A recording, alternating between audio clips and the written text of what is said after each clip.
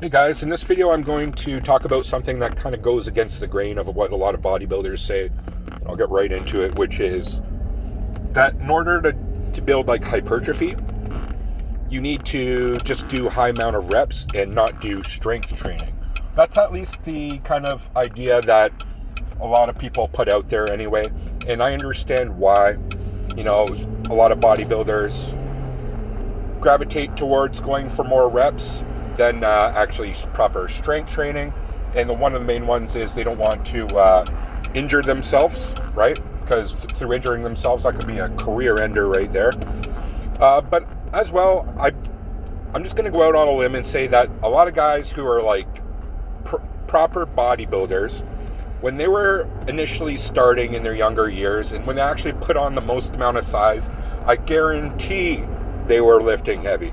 I guarantee they were doing a little bit of ego lifting in there, but the main thing is they were doing strength training. Okay, I guarantee a lot of them were, and so that's the foundation. That's the base of why I think a lot of people got big initially in the first place. And I'm going to get into the science why. Okay, right away, which is when you do strength training.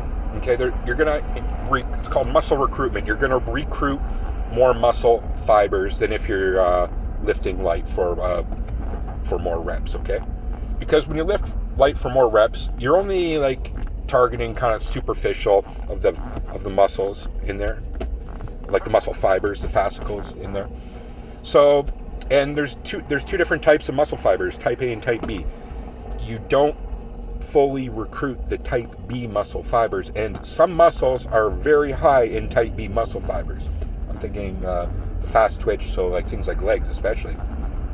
So if you're not lifting heavy, say in your legs, like you're not activating all of the muscle fibers to its full potential, and therefore if you're not activating muscle fibers to your full potential, you're not growing all muscle fibers, and not growing muscle fibers, you're not having hypertrophy, bigger muscles. It's as simple as that. And I can give an example in real world of like, say, a short distance runner compared to a long distance runner, compared their legs. Long distance runners they're kind of look like string beans, some of their body types, right? They're definitely not jacked. Meanwhile, like you look at the legs of a 100-meter or like a relay racer or a hurdle race, sprint racer, their legs are huge. Their legs are freaking huge. So there's something to be said about lifting heavy. The other, or like, because that's more fast twitch being like a sprint. The other example is if you look at this, the Chinese ones are especially the Chinese powerlifters. Look how fucking jacked they are. Now they're not going to be like stage ready, like competing against Ronnie Coleman type of jacked, but they're jacked, really jacked, and they're lifting heavy. But also they're doing other exercises. And it's not that you lift heavy for every exercise, but you have to incorporate some heaviness into the routine. The other explanation is when you actually do activate these muscle fibers I'm talking about in, say, a workout, say if you just did it for one of your workout, or even just for like one or two sets. When you do other sets, that's more higher reps, because you recruited those muscle fibers, it's going to translate to the other sets. So you're still going to be activated because you've activated them. There's a nervous system activation. So if you activated those muscle fibers in a nervous system response, because that's in the neuromuscular connection, then when you go do the other exercises, that nervous system firing is going to be there as well, because it's already fired. You already activated it. That makes sense? So there's multiple reasons why lifting heavy could translate to more hypertrophy or bigger muscle size in general. And I think one of a potential fallacy, of what bodybuilders give advice to young guys is not to lift heavy, because they don't want people to hurt themselves. For one, that might be part of their advice. Second of all, when bodybuilder goes for like 15 to 20 reps, that's like probably going to be like my like 5 reps. You know what I mean? So they're going to be lifting heavier weights for more reps. And there's plenty of examples of bodybuilders who lifted heavy, like Dorian Yates, Ronnie Coleman, etc. Because with that intensity that comes with lifting a little heavier, is going to bring that. I believe that intensity builds muscle, and because of the intensity, you activate the whole muscle holistically more. You're activating all different types of muscle fibers. So, moral of the story of the whole thing is it's probably a good idea to do both. You're not going to be one rep maxing out every single lift, right?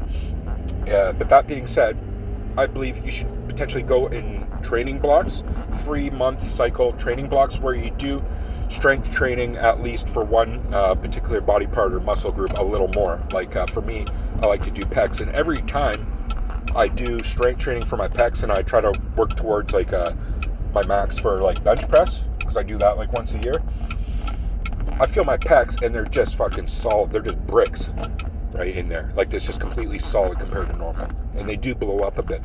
Likewise, when I do biceps and I incorporate at least 1 or 2 sets of like heavy hammer curls or like some heavier weights, and then I go and then I do lighter weights for reps, I believe I get a better pump.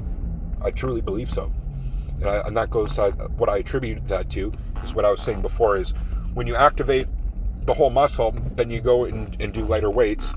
Because you're doing lighter weights and you're still getting like up there in the reps, so it becomes like harder to do, then that muscle recruitment, because you lifted the heavy weights, is going to be there, right? So that's a good idea. The other thing that I should mention is when you lift a little bit heavier, you can kind of test out what your strength is a little better. There's a formula that I used to use to do it. I can't remember off the top of my head, but you find out the weight you can only do like 5. I think 5 is a good number, and then based on that, you can kind of gauge on how strong you are based on how much weight you can do 5 times. So when you're progressively overloading, it's a good idea to do that instead of counting like, oh, was it 15 or 18? You know what I mean? Because you could have like a good day or bad day, and with higher reps, like in the progressive overload, instead of understanding what your strength is based on 5 reps. Because 5 is good, it's going to be a lot more accurate, and then you know how to gauge it, and then you know what to add on top of that, because it's going to be through progressive overloading that your muscles are going to grow. And progressive overloading is adding more weight, so it is a type of strength training in itself. So, but my strategy about how I go about strength trainings may be a bit different than other people. Like, I like to alternate between strength day and a proper hypertrophy day. But you can even go 1 strength day and then 2 hypertrophy days if you want to be a little bit more careful. Up to you. Or you can just throw the odd strength day in. I like to do it semi-regularly, especially like I was mentioning on a proper training block. But say if you're training to be a sprinter, or one of those sprint bike riders, their legs are huge. Then yeah, you're probably when you're training in itself, you're gonna incorporate strength days, correct? And even things that sports especially that require more endurance, sometimes though the strength is needed. Like, for example, I don't know, a soccer player. Again, they have nice leg development. They're running around the field all day, but there's times where they're sprinting as well, and being able to kick the ball hard or jump high, things like that requires the strength. So long story short, sometimes when you're training for something, it's good to do both, if you know what I'm saying. Same with boxing. Like boxing, I do ones where I'm like punching air for like 3 minutes straight with like 3-pound weights, but I'm also going to the gym and doing kind of the same motion, the bench press, with 250-pound weights. So my punches are going to be harder, but I'm able to punch longer, type of thing. But now I'm just getting into application, practical use of this type of training.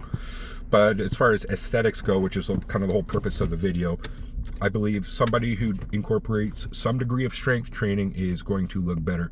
And there's a different type of look too when you're really hard and really full, like because you're a strong guy, compared to guys who are a little bit more bubbly, if you know what I mean, if you know what I'm saying. That doesn't look like their muscles are really, there's really much to them. And I believe you're going to get better striations too. Although striations is going to be a lot depending on how much your body fat is, etc. If you have low body fat, you're gonna have more striations. But I believe muscles are gonna pop. They're gonna look better if they're stronger. All right. That's just my, I'm bringing my understanding of anatomy and physiology and exercise science to you. I hope you get something out of this, whether you're a beginner, intermediate, or even expert. If you are more on the expert side, fill me in on what your perspective is. There might be something that I said that's wrong, or, I'd love everybody's feedback, whether I'm right or wrong. Tell me, because this is all a learning experience for me. I'm just incorporating what I know and sharing my own insight on this. So let me know what you think. Leave in the comments section below. Thanks for watching. Peace.